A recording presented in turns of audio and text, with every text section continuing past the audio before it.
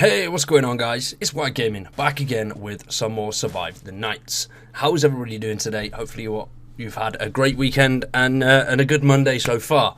Now, today is a little different. We're doing a devblog on a Monday. Sorry for no devblog last weekend. There is a reason behind that. I was at a good friend of mine's wedding. Me and my partner were there.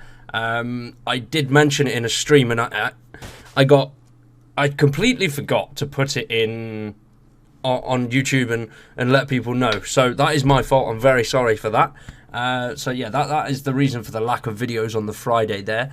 But we got Devblog 52 today, which has got new quick guide, spawn adjustments, and a load of other funky stuff. So Survive the Nights and all sorts of survival stuff is right up your street. Subscribe to the channel and drop a like on the video. Give those buttons a good firm lick. I would greatly appreciate it. Now, it's good. It's good. I did see this on Friday night, and I was going to do a little bit of a post about it, but by the time I realised that I should have done a post about it, I was very, very drunk, and I wouldn't have been able to even write my own name, let alone a whole post. I'm not going to embarrass myself like that for YouTube. We'll do that later down the line. Maybe in a year or so, we'll do stupid things. But for now, hello everyone. I apologise for the lack of blog last week. See, they missed a blog too. It's not just me. Everybody does it. It's a thing. When it comes to bug fixing and early game polish, sometimes when the team isn't doing anything very interesting, it can be quite difficult to write about. But we are making some great progress on version 1.10, and we hope to have an experimental build out this week coming or the one after that. This early game focus has really given the team the confidence that we have something special here. We're incredibly excited to get to the next stages of polish on what we think is a fantastic early access project. The quick start guide, James has done a great job wrapping up the new quick guide system, and it has really turned the initial experience around. We've adjusted new player spawns, and starting in version 1.10, all new players, those who haven't completed the guide, will spawn directly in starting camps, and you will have everything you need in camp to get you going on the guide. The guide itself has been completely reworked from what is required of the player to complete the guide to pot, position, and layout. As mentioned before, the guide will tie in with our new help and quick video system. This should be so much easier for a new player to pick up Survive the Nights and get right into the action now, which is an absolutely amazing thing. I've said many times before, even me starting it, I am a big fan of survival games. I've been playing survival games for as long as I can remember, and that really is the hardest part of STN. It is starting out fresh, and it makes things very complicated from the start. You know, you've got to follow this, you've got to do this, and I think it took me, the first video that we did, it's a full hour. I think we got, by the end of the video, we just made it to a building. So that's a lot of work that went into that first section. And if you haven't checked it out, you know, go back to the old Survive the Nights videos, and you'll also see how much the game has improved since I started playing it. I mean, since the game was launched on early access, the improvements are absolutely immense. So it's beautiful that they're doing this, and I think an easier start will help newer players and help the game flourish a little bit more. Because I know some people don't have that patience to learn and figure it out. They want to jump in and they want their hand held, and they want to be shown what to do so they can get up to the good level nice and easily without having to figure every little intricate bit out. Which, you know, fair enough. Some people play differently, and I get that. I mean, so as you can see here, this is going to make things so much simpler. Just this little guide, it looks really easy to run with.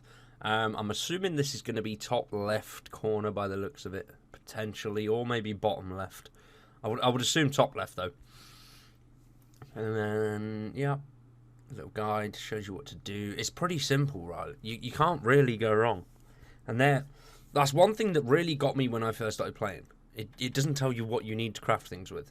Now, obviously, the menu has evolved so much, so you can see you can see those things come together, which is good. It's really good.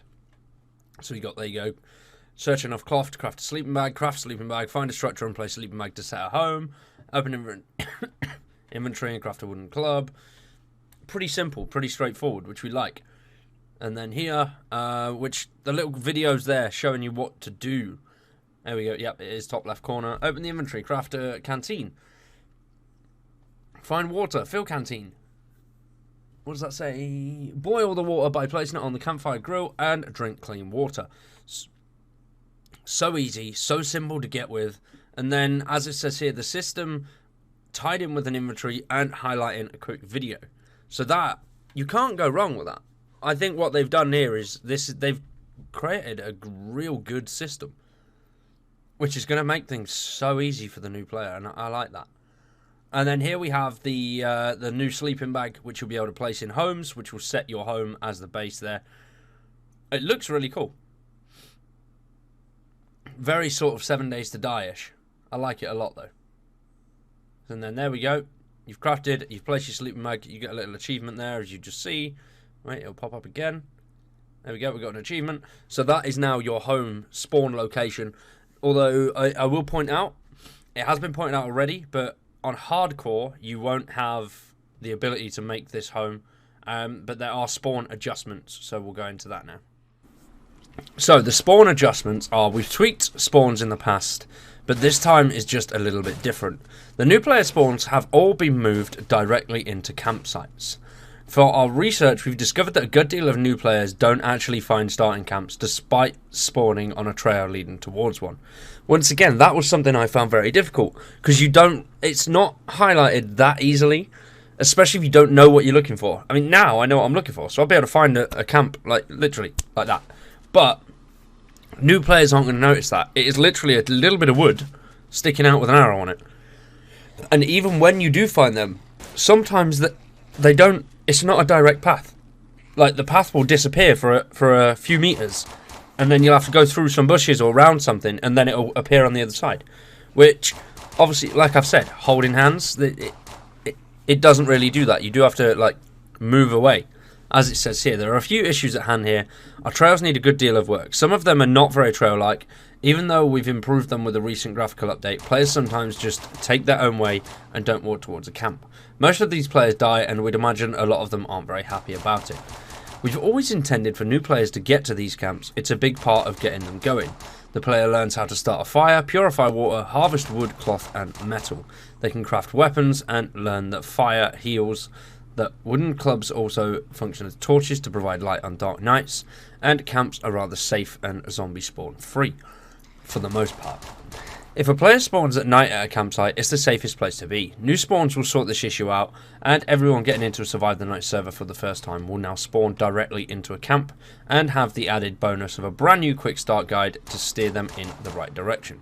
James will be covering both the guide and new player spawns in a coming vlog in greater detail. Next up, we have got animation tweaks and improvements. John has been cracking along sorting out some of our animations. He has reworked nearly all weapon animations now. Most have now had a once-over on the reload, jamming and cleaning animations. We'll continue to make progress and improvements with animations as we move forward with these polishing builds. Below are a couple of examples of the improvements being made, including the jamming animation of the 357, the rig and Bateman. So this is the 357 old jamming. You know, just spin the wheel, pop it back in and fire away. And then down here, we've got the new jamming. It looks quite cool. It definitely looks better than what it did. And then if we move down here, what have we got? We've got the Bateman old jam. Which, yep, literally pops it out, rolls it a couple of times. Yeah, and then what's the new one looking like? Pretty sure it's just the same. Pops it out, rolls it twice, put it back. I don't know if I'm too keen on the hand movement on the new one. It looks like you're just twatting it with the palm of your hand.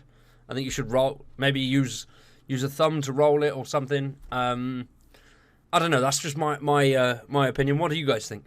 I think it would look very cool if you know, pop it out with the right thumb or the right finger and then swill it down with your other hand, rather than it looks like you're moving your hand really too far up, like you're about to hit it.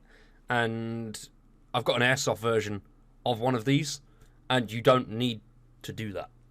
Even with the real one. So I've got a real steel version which feels, it's got weight, it's weighty, it's got everything with it, and you know, it rolls fluid. It's not a hard roll.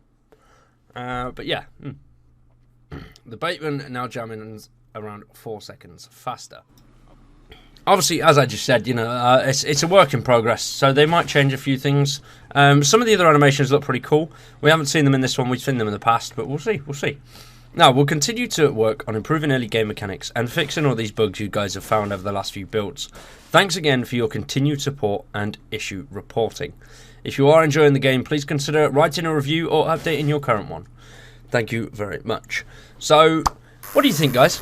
Everybody excited for this? I think we've got a couple more updates to go now, and then potentially, well, I'm hoping there's a couple more, and then we'll get some new content. I would love to see some new stuff. Once again, as I've said before, when 1.10 starts up again, we will restart our hardcore series and see if we can make it all the way to night 20 without dying, because that went really well. The only downside is when you get to sort of like round 10, there's just no way possible. There's not enough time in the night for it to actually progress, so it makes it really difficult. But yeah, hopefully we can fix that, sort that out. I would love a pause function on solo as well. Whether that's something that would ever come to the game, I don't know. But yeah, I'd love to be able to pause it. I need, if I'm playing on 2-hour days and I'm recording, I need that full 2 hours to sit down, and I can't get up and do anything else for those 2 hours, which, having children, it makes that quite difficult. So I think a pause function on solo would be really nice little touch. Whether that happens or not, don't know, we'll see. But let me know what your suggestions and thoughts are on Devblog 52. But for today, that is it from me. Next week we should be back. If it is out, we will start the hardcore series next week or the week after. It depends on what we'll do. We might go through all the new starts and a few updates in a separate video. But for now, that is it from me. We shall see you on Friday with some more Survive the Nights. Thanks for watching. Pete. Oh, Jesus. I tried to hold that sneeze back for as long as possible. Thanks for watching. Peace.